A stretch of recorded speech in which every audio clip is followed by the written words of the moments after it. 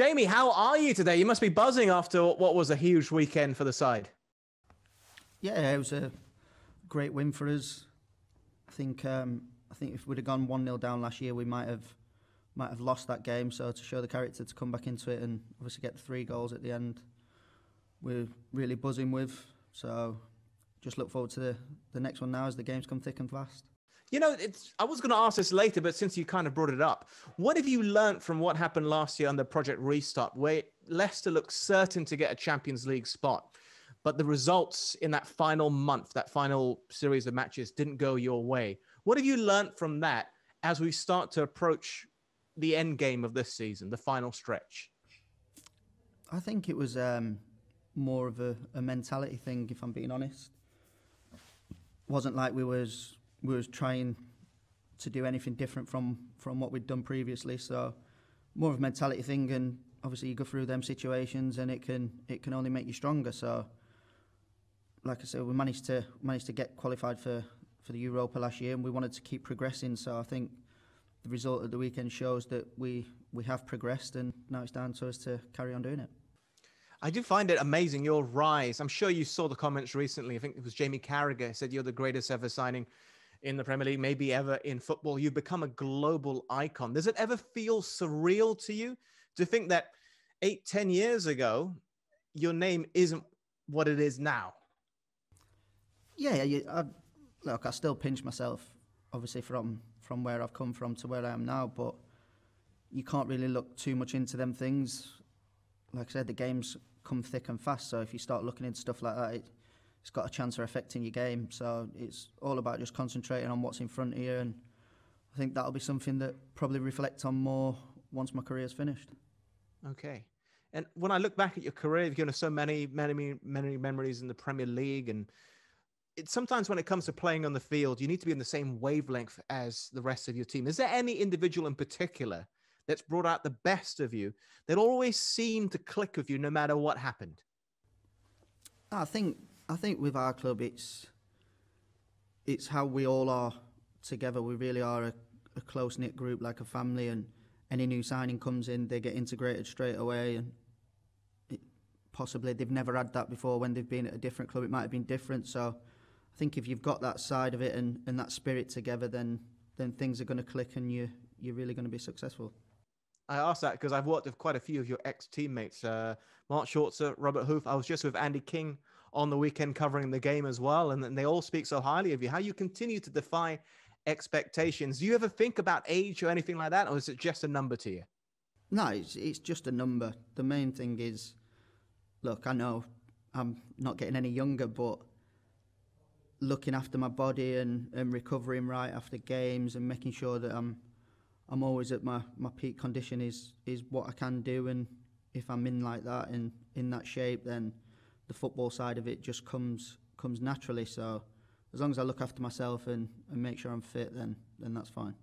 Yeah, and I know this is always in the top in the newspapers. It's very topical, and I'm sure you've been asked it already. But if Gareth Southgate was to call you up for the Euros, would you be showing any sort of interest or not? No, it's like you say, it's in newspapers. It's all hypothetical. The only thing I'm doing is concentrating on Leicester City and how well we can do. And look, whatever happens, happens. When it comes to the side, though, there have been a lot of injuries. You yourself just had surgery, but there's some long-term injuries. Some have returned, some have gone out, like James Justin. From an outsider's perspective, though, Brendan Rodgers and all the members of the side, they don't seem to make a big deal out of it. You just seem to get on with business. But has it been a cause of concern?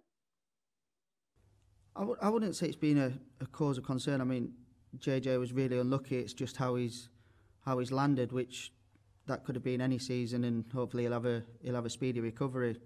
You get the slight niggles every single season from different players, but it's a squad game. You have a 25-man squad. There's positions that are always filled with other players, and it gives them their chance as well. So you can't really complain about it. Injuries happen all the time. It's just all about getting on with it and making sure you give 100%.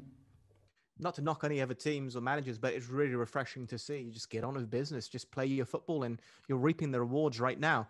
And I mentioned I've worked with quite a few of your ex-teammates.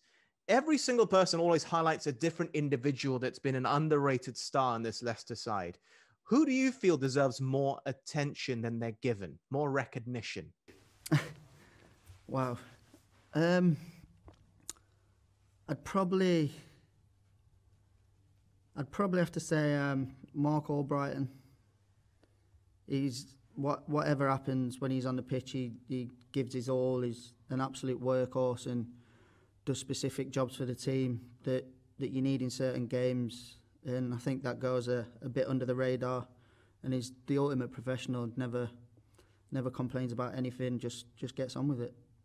I think that's the one which Andy King pointed out on the weekend. That was his most underrated player, was Mark Albrighton. Just gets on with business, and it's a great thing to have in the side. But what about the manager? How important is it that he understands you, Jamie Vardy, yourself, and how long did it take to develop a relationship with Brendan Rodgers? I think it's like anything. I mean, the gaffer, to be fair to him, when he first came in, got us all in a meeting, showed us how he wanted us to play, and everyone was on board with it. Everyone wanted to learn and knuckle down to make sure that we were doing it right. And it's one of them things, he does little tweaks that help you and benefit you, but for a player, it's all about you taking it on and making sure that you're working hard to try and implement them things. So it wasn't hard to start getting the best out of the players. Like I say, it was down to the players to knuckle in and make sure that we wanted to do the philosophy that the gaffer wanted. Yeah. One thing I've come to enjoy is seeing how you celebrate goals, and you seem to have a special relationship with the corner flag now. Has anyone ever billed you for a corner flag? No, I don't know why it happens. It's just spur of the moment things. It's not something that's planned.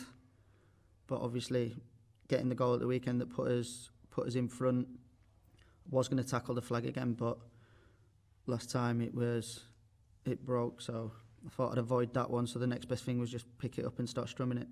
Yeah. Final few questions here. How do you unwind away from football? I know you have kids, of course. You have a family, you have a wife, but when it's just you alone, are you watching something on Netflix? What are you up to? No, that's the thing. I'm never really on my own. Like you said, I get home, I've got the family there, and they're all energetic. So you get home, there's no relaxing time, but that's probably how I like it. It'd probably be different if it was too quiet. I'd probably be on edge a bit. So having them wanting to play constantly and running around, that's the enjoyment of it all. But it does, like you say, take me away from the football. So I'm guessing that on your TV is only children's programs.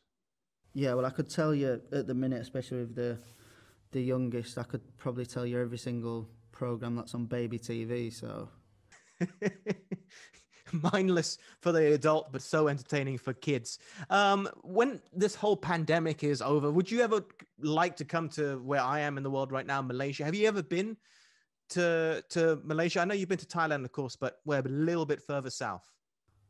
No, I've never been, but obviously it's places that you'd love to go. It's different experiences and seeing how different people live. So it's all about the experiences of what you can do in life and seeing different things from different religions and different nationalities. We'd absolutely love to host you one day, and fingers crossed that does happen. Want to wish you the best of luck for the rest of the season. Do you have a message for all the fans in Malaysia before we sign off?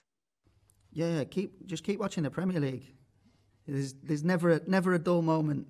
Keep watching it, keep enjoying it. Perfect. All the best for the rest of the season, Jamie. We'll speak to you soon. Cheers, thank you. Thanks, bye.